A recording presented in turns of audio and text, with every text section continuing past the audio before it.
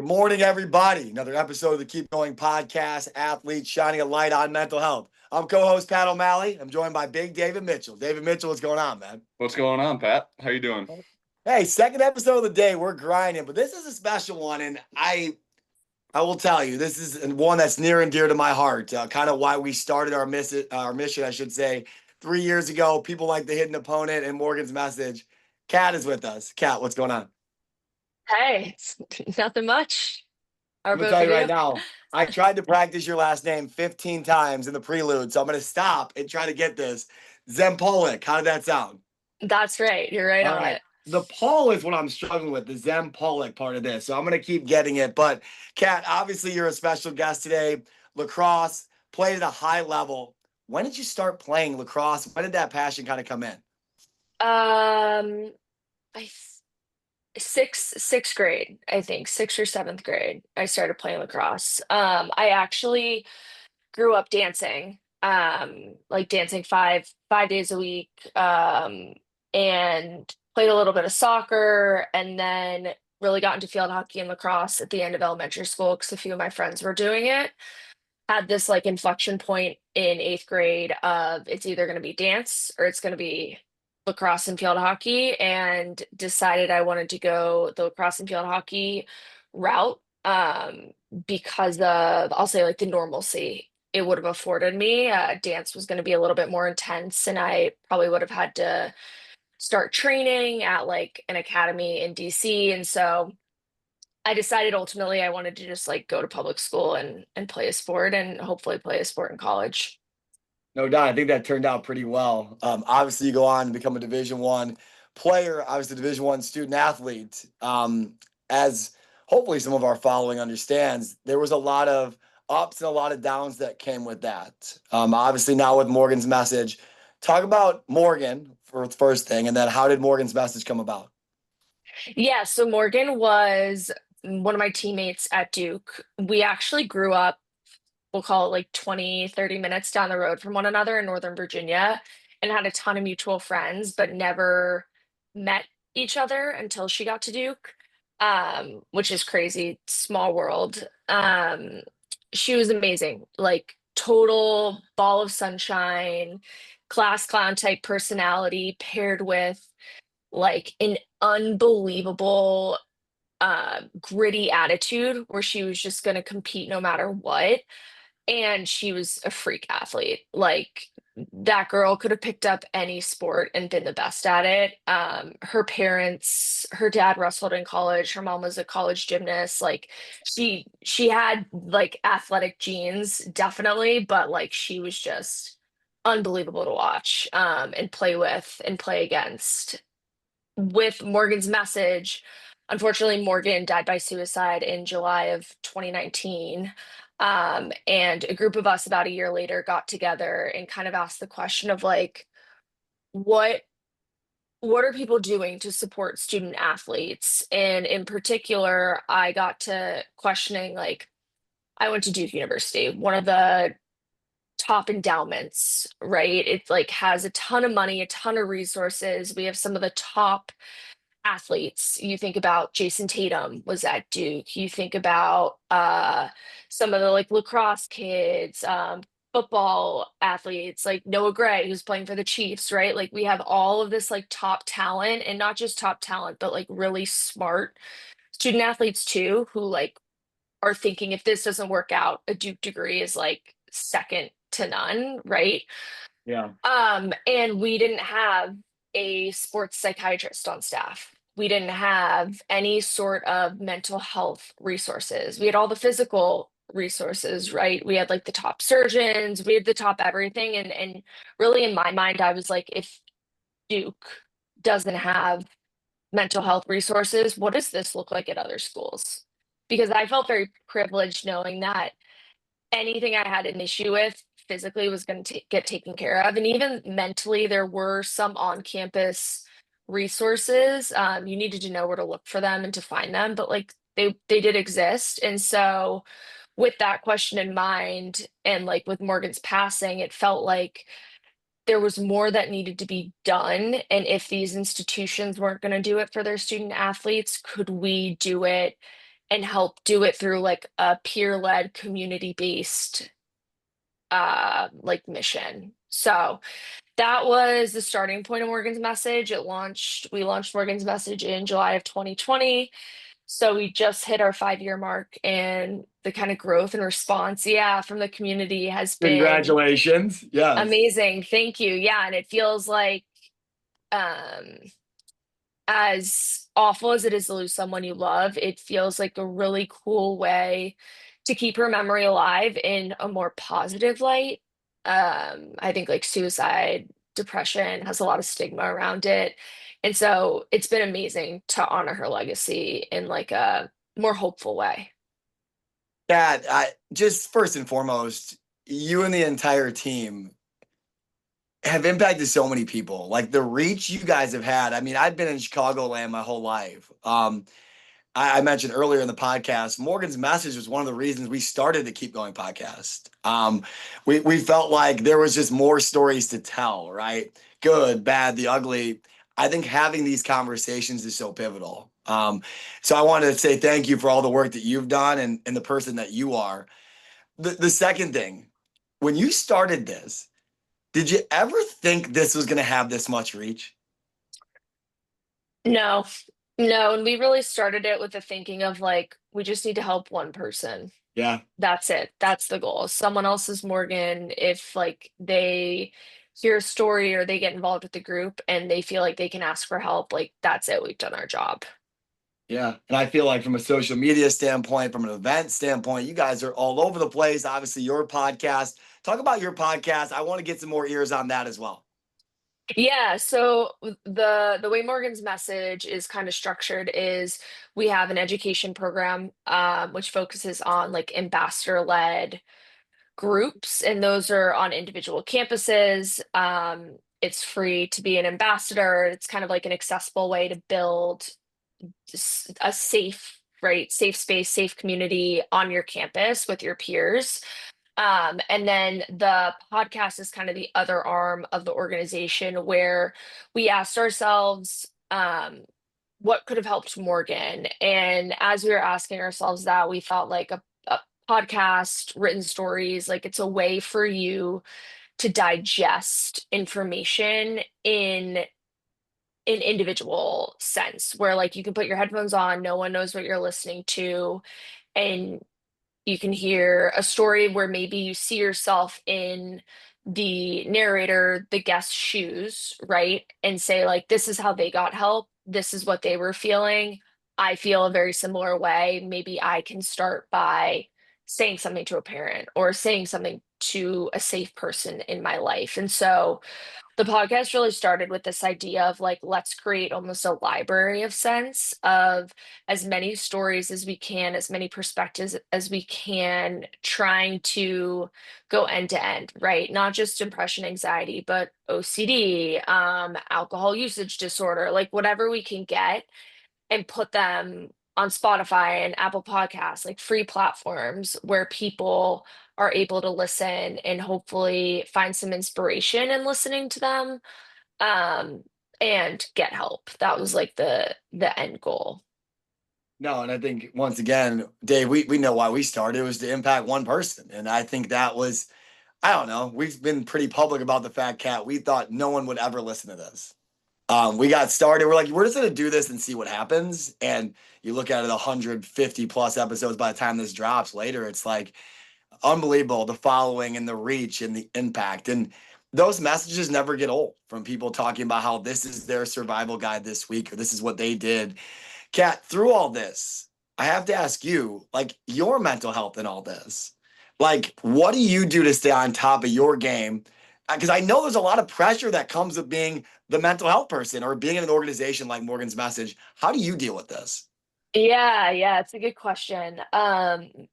So I have like, you know, one of those family trees where it's like depression, anxiety, alcoholism, like Yeah. I pretty much have it on both sides. I myself have dealt with depression. I dealt with it at an early age in high school. I had a really bad time with it in college. And then when Morgan passed, it like hit me kind of hard again. And so I've been through these like big swings of emotion, and ultimately I found like going through those very centered by the thought of like I know what it feels like to be in like the darkest place possible. I never want to feel that way again. And so I feel like every day I do like a gratitude journal. I say like three, yeah, I love gratitudes, right? I say like at least three things I'm grateful for. I do it when I wake up, and then at night I do it with my fiance. I make him do it with me. I'm like, give me your three gratitudes for the Congratulations, day. by the way. Thanks, yeah. But I think that like mental health, it's dynamic and it's rolling and it's never perfect, and it's something that is always in the back of my mind of like it's never going to be solved. It's never going to be cured. I'm going to have good days and I'm going to have bad days. Having these conversations can take a toll sometimes, right? Like I feel like the emotion, and so I try to like stagger recordings, for example, so that I don't feel it all like boom, boom, boom, right? Like 3 days in a row. Um, but I don't know. I think I am very cognizant of the fact that I will never be someone who doesn't deal with mental health. It looks different for everyone. Um, and I'm always like trying to force myself to like be uncomfortable in the fact of like if I'm feeling a certain way and I'm feeling it for a prolonged stretch, like I should probably schedule an extra therapy session. I'm like, trying to get into journaling a little bit more. That's like a little bit harder for me. I don't know, I'm rambling. I'm trying to give some helpful tips, but I guess the short answer of it all is like to try to be aware of how I'm feeling and like taking action based on where I'm at. Yeah, keep rambling. This is great. This is fantastic. I just heard someone, Dave, I've never heard on an episode. That was mental health is dynamic, correct? Is what you said?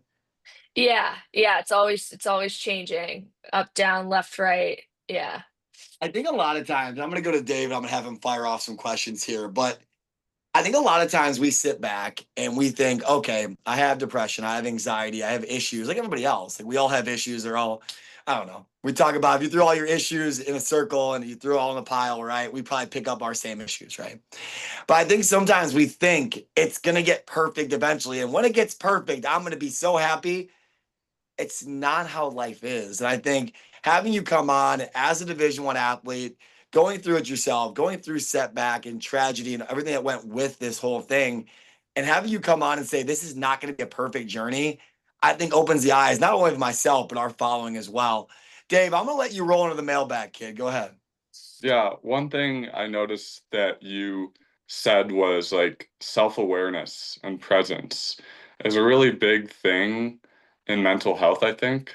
And when you were going through that process of struggling, I guess I could say, where do you think your thoughts were going? Were they going in the future? Were they going in the present? Were they going in the past? And how do you think someone can change their thought pattern so they're more self-aware? Let me read that back to you. When I was struggling, where was my mind focused? Yeah, Is either that the present, the past, or the future, and how would you recommend changing that pattern? um so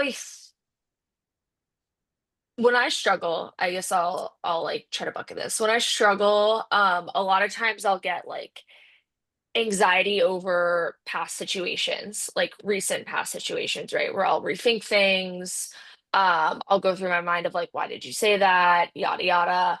I typically then will think like the future, right? Like if I'm struggling or have struggled, like I'll be like, this isn't gonna get better. And then I try to come back to the present, I think is the answer, is like you spend a lot of time struggling in the past and in the future. I think when you're in the present where your feet are is where you can find a lot of clarity and where you can like minimize the struggle. A lot of times I think people get very worked up around like the what ifs. they'll like, oh, well, what if this happens? Or like, oh, well, tomorrow's gonna bring this. And like there it's a lot of wasted energy, is what I found, to be like writing all these stories when you have no idea what tomorrow's gonna bring, other than the sun is always gonna rise. Like I think like my pop maybe used to say, maybe my dad, like growing up, he'd always be like, tomorrow's a new day. Like the sun's gonna come up, the sun's gonna set, and he and my dad also, like, this is a little bit morbid, but I always would say like, well, I have to do this. And my dad would always be like, the only thing you have to do is die. Like there's literally nothing else that is guaranteed in life other than like once you're born, you're going to die. Everything else is like up to you, but nothing is something that you have to do. It's something that you get to do, which is like a little bit of like a morbid thought, right? When you're like, oh, the only thing that's guaranteed is that we're all going to die. But I think when you like kind of peel it back, it's like every opportunity you get, like you get that opportunity. You don't have to do it. Again, another rambly answer, but No, hopefully Kat, that sufficed. I love your answers. Yeah, we'd cut you off if they weren't good. Go ahead, Dave. I love it. I love that answer. I think for myself as well, I think sometimes I think too much about my future. I don't know if I think that's normal for a lot of people in their mid-20s. They're just like, oh, what am I going to be doing? What am I like? But then again, if you focus on what you do have and what you can control and just be like, it's not so bad right now. Like I have water, I have a place to live. It just relieves my worry and stress and anxiety a little bit. And I think True. going off the answer is really good. Yeah, I think that And gratitude journal piece is big. Yeah, go ahead.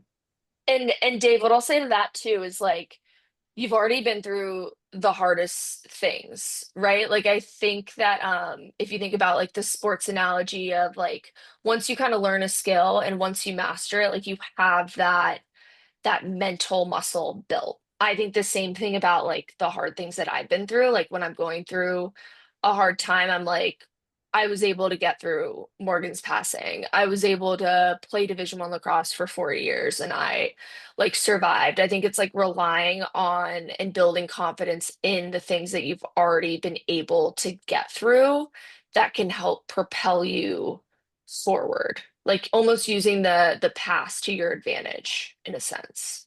Yeah, what it was Andy Frisella's video that was circulating this week about like you're gonna go through hard things. Like you're gonna go through hard things. I think people, like I said earlier, sometimes think, I'm just gonna hit this go and go, go, go, and I'm gonna be fine. Like, no, like you're gonna run into roadblocks. I think getting through them and knowing that you can get through them is half the battle for sure. Well, Kat, this is what I want to do. I know you're obviously moving here. You took time out of your Sunday, which we're very grateful. This is one of my favorite episodes we've ever had. Just the emotional the emotional side of this. I can't even get words out sometimes when I'm trying to talk to you here, Kat. I was so excited to talk to you.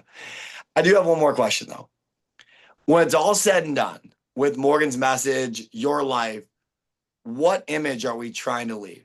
Like what legacy? That's a great question.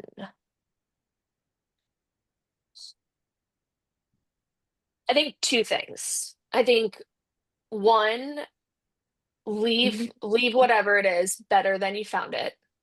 Like I want that to be part of my legacy. And I think the second thing is I want like people to feel, I feel like people are like, I want to have an impact on lives. Like I want people to feel like when they come into contact with me or like if we have a relationship, they feel like I'm a safe person for them to come to, but they also feel like I'm someone who's going to challenge them. So I'm going to be there for them in the hard times, but I'm also going to be able to push them to be, something greater in the future. And because that's like what I want from the people in my life. Um, and I just hope that I'm, remembered as a kind person. I think that's important to me. Like people should feel lifted up and should feel fuller after the conversation versus like drained, and dreading the next time we talk. I think like relationships are the most important thing in my life, and so something around those lines is what I want to be remembered for. Beautifully said. Dave, cap us off, kid. Yeah, thank you for coming on, sharing your message. You're a light for sure. And I know I don't know you too well, but I know you're going to impact many people, and you are kind and generous and loving. And I thank you for being that example. And we need more people like you. I would Thanks, agree. Dave. I would agree. And I got to get you set up with Jackie. I know Jackie was on our call this morning. She was at Fenway last night, I'm pretty sure, or Yankee Stadium. They're For playing. the Joe Bros. Yes, she was I think she was at the Yankees game, I believe in Oh, New down in York, New York. but she's Yeah, heading back to Boston, Mass. So I have to get you guys connected. You guys have a lot of similarities, and not only that, but you're in the same part of the country. That's a no-brainer. Jackie's great, so I'll get that connected. But Kat, for the time being, you're a fantastic teammate. I love that you're still involved with Morgan's message. I love that you guys are challenging yourself, not only getting out of your comfort zone, but in your relationship right now with the move coming up. So just know that we appreciate your time and thank you so much for being here. of course. Of course. Is there anything else you'd like to say to our audience before wrapping up? Um, I don't think so. I think practice some gratitude, give yourself a high five in the mirror. Life can be hard, but I think with the hard stuff, it comes really beautiful stuff. So hang in it there if you're struggling, enjoy it if you're not. And that's what I'll leave you with. Kat Zempolich. Did I nail it? You Let's nailed it. go. Yeah. Keep going. Let's go attack the week. Thank you guys. Thanks.